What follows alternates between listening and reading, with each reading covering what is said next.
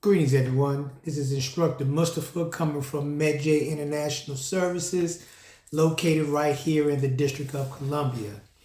Today, I want to talk to you about another life-saving tip, and you really need to understand this tip right here. I say this all the time because I know all my life-saving tips can help save your life, but this one here, you got to really get this in your head because a lot of times that you hear when there are like disasters, or when you hear that there's a terrorist attack, or when you hear there's a shooting, or you hear that someone's injured, you always hear the term first responder.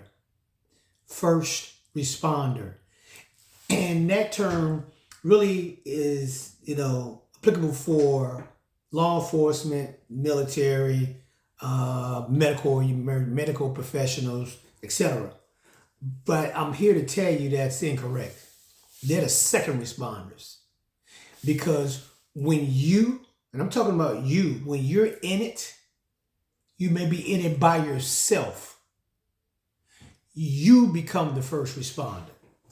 Not the police department, not the military, not security, not the ambulance, no one else. You're your first responder, and you have to understand how to protect yourself. You have to understand how to treat yourself.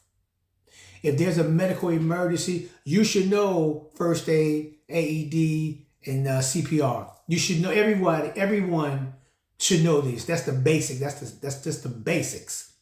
Then after you graduate and get your certificate in AED, CPR, and first aid, you got to go to combat first aid, trauma first aid. Because now you're dealing with gunshot wounds, cuts, stabs, holes, leakage. And see, that's the number one thing that's going on, when you get into one of those situations, is the amount of blood loss that you lose in that short period of time. Now, you may get injured and you don't have any of your tools to stop bleeding. Anything, a tourniquet, and anything else after a tourniquet. Because if you don't have anything else, everybody should be walking around with a tourniquet.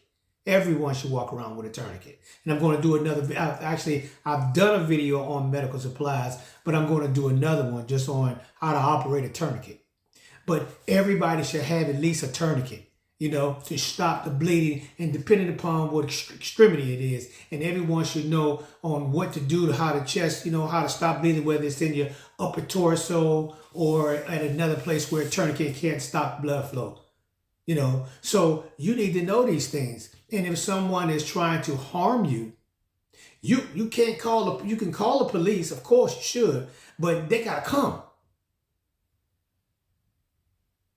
They have to come, and it may take 2 or 3 minutes because they may be right in the area, or it may take 15, 20 minutes. And do you know how long that is? 2 minutes. A minute is a long time when somebody's after you trying to do something to you. A minute. Just imagine you got 15 minutes or something before they arrive, and now you have to defend yourself.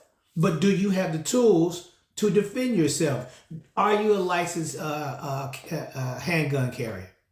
Do you have a wear and carry license? And do you have a concealed carry license?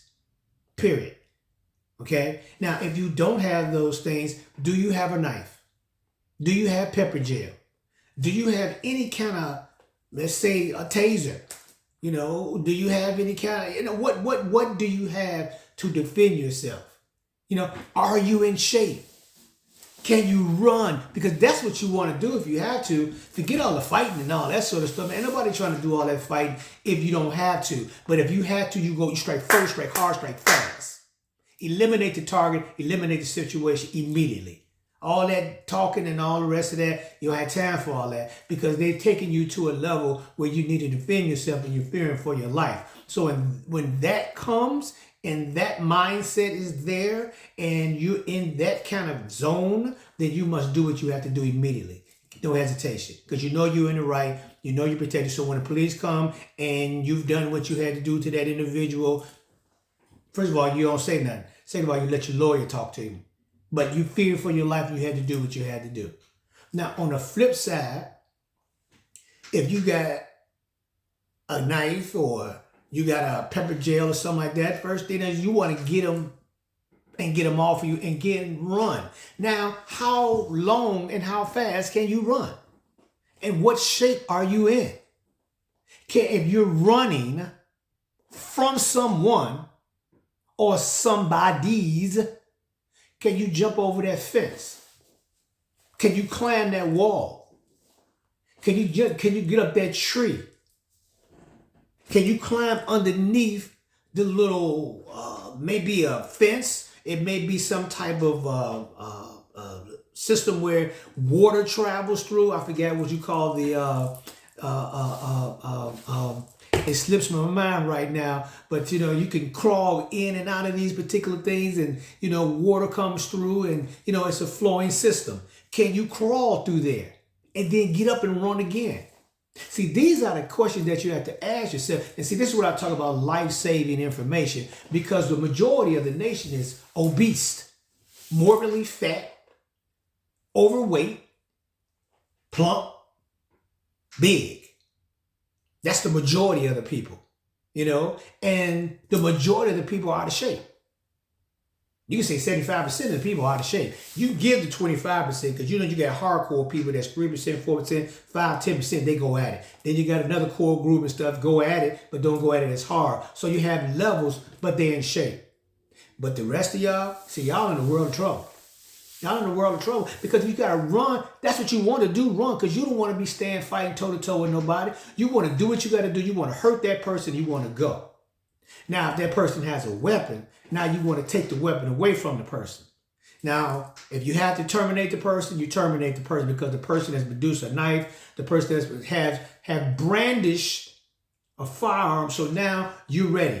You're in a ready position already because he's already showed you a gun. So you ain't got time to ask him or wait for him to point the gun up at you and shoot the gun, pull the trigger. Negative. You've already seen this. His intent was hostile.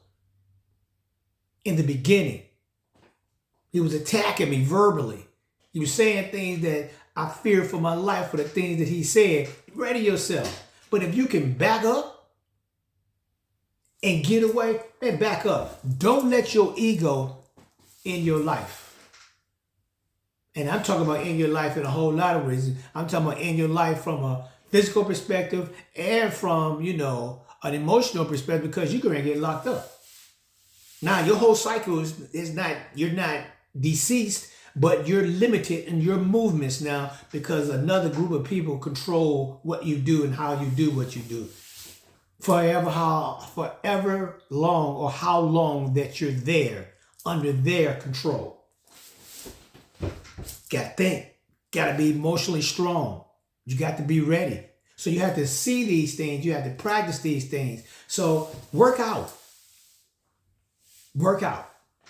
Don't play around with it. Work out. As you get older, work out. And it don't have to be as hard as it used to be because you're older. You're wiser now. But you want to be strong. You want to put some muscle on. And it don't have to be weights. Use your isometric bands. Use things that you could utilize to get stronger, to more flexible, to get stronger in your hips. You have better mobility, getting your joints, because you're older. Run, and then when you out walking, walk a little bit, run a little bit. Walk a little bit, sprint a little bit. Walk a little bit, walk a little bit. Fast walk. Do different, variations of walking and sprinting and running. Get your heart rate up. Work on your breathing.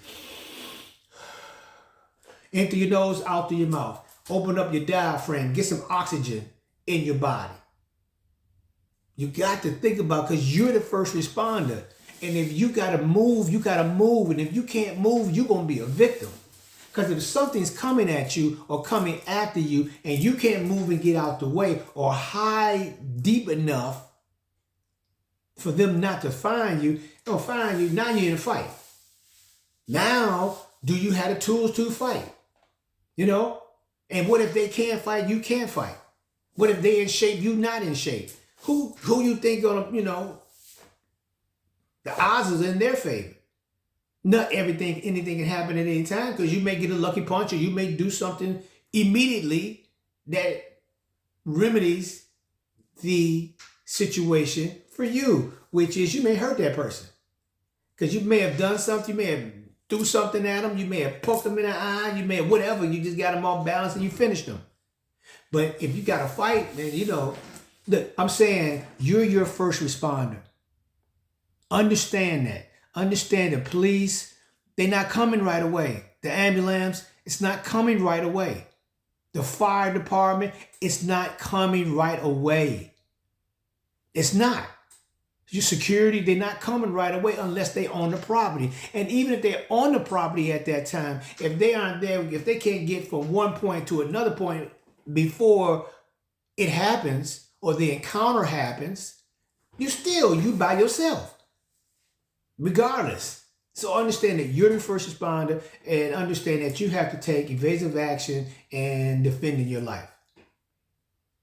Have that mindset, develop that mindset. Don't think of it as that, oh man, you trying to scare me. You want to scare me as this and that. Negative. Nobody trying to scare you. But I just have empirical evidence on people not being prepared, and the people that was prepared, the people beat the people that was not prepared. That's what I do know. I understand that. So understanding that, I'm saying to you is develop your plan. Understand that you're the first responder. Be prepared. Have your firearm, have your knife, have your taser, have whatever it is that you're going to have to defend yourself. They're your tools. Now, this tool is the ultimate tool right here. All this, so work that too. So work out. Then do your breathing exercises. Get oxygen in your body. Open those cells up. Get that oxygen to oxygenate the body, the cells, the lungs, all the organs, everything. Then in your mind, the last time you transition, get prepared through scenario training. Scenarios in my mind, if this happens, I do this. If that happens, I do this. If I'm with my family, we do this. If I'm by myself in the car, I do this. All these different scenarios. If I'm in the barbershop, if I'm in the beauty salon, I do this. If I'm in the grocery store, if I'm in church, if I'm at my job, if I'm just, transmuting from one place to another place. You got to have a plan. You have to be thinking about things. So, look, you only have one life. Try to stay on the planet as long as you possibly can so you can do great things that you're here to do. In the meantime, get yourself ready and prepare yourself for greatness and stay ready.